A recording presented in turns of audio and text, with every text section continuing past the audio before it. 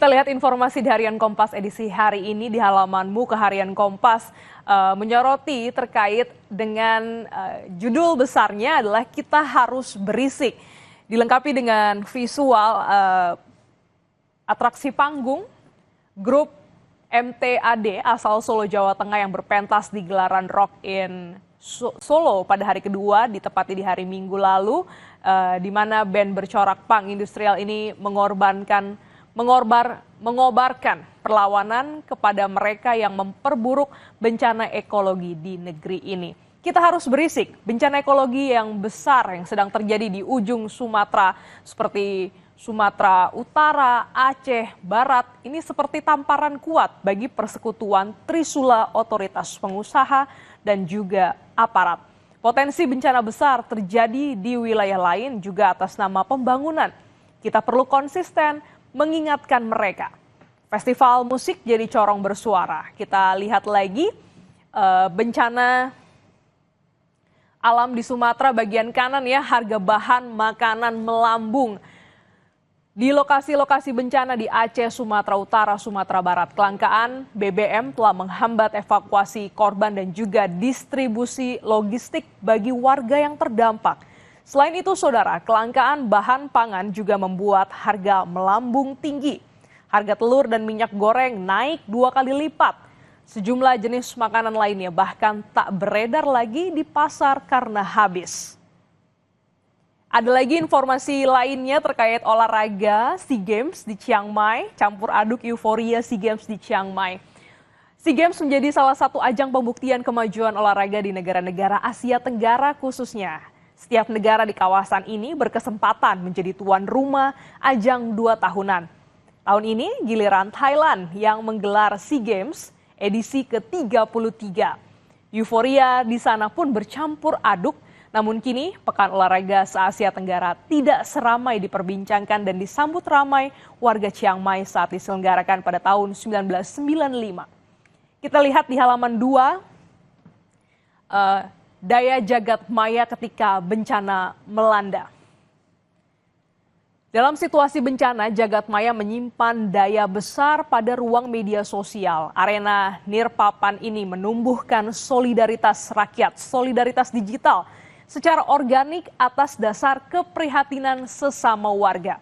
Secara bersamaan, kamera ponsel warga memotret realitas lapangan sekaligus mengontrol penanganan bencana oleh negara.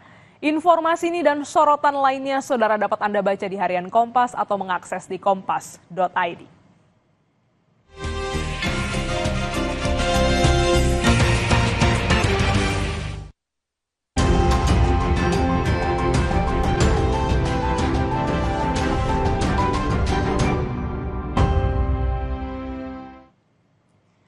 Kita juga pantau bagaimana situasi arus lalu lintas dari kawasan Pancoran, Jakarta Selatan bersama petugas NTMC Polri, Brigadir Rizka. Selamat pagi Brigadir Rizka, silakan dengan laporan Anda. Ya baik, selamat pagi Glenis dan selamat pagi juga saudara. Pagi ini saya sudah berada di kawasan Simpang Pancoran, Jakarta Selatan, yang mana di akhir pekan ini kondisi arus lalu lintas di kawasan Simpang Pancoran sendiri sudah mulai mengalami peningkatan jumlah kendaraan yang cukup signifikan.